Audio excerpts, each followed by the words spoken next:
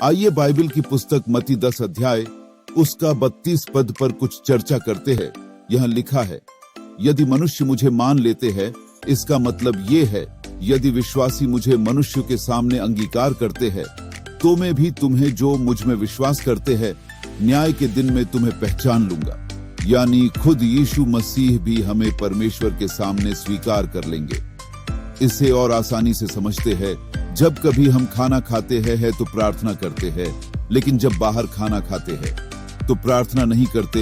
हम कहां प्रार्थना नहीं करते, जैसे होटल में, रेस्टोरेंट में, रिश्तेदारों के घर में, बाजारों में, शादी में।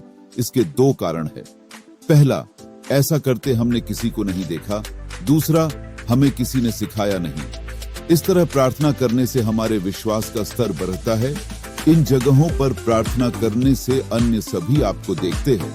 यदि इन अन्य लोगों में से कोई मसीह विश्वासी है तो उसका मनोबल बढ़ता है, वो आपसे प्रेरित होता है और वो भी धीरे धीरे इन जगहों पर प्रार्थना करने लगता है।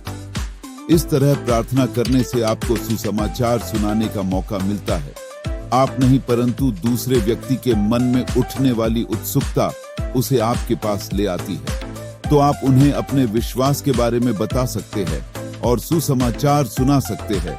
हमारे पास बहुत सारे बहाने या कारण है जिसके रहते हम किसी को भी सुसमाचार नहीं सुनाते, जैसे कैसे सुनाऊं, कहां से शुरू करूं, ये सुनेगा या नहीं, किसको सुनाऊं। कोई भी हमसे आकर नहीं पूछेगा कि तुम यीशु मसीह में विश्वास करते हो, परंतु हमारे कामों से ये प्रकट हो और ऐसे हम मनुष्यों के सामने मसीह को अंगीकार करते हैं। हमें मत्ती की पुस्तक उसका 6 अध्याय और 5 पद की तरह नहीं, परंतु धन्यवाद की प्रार्थना करनी है मुंह से आवाज निकलते हुए।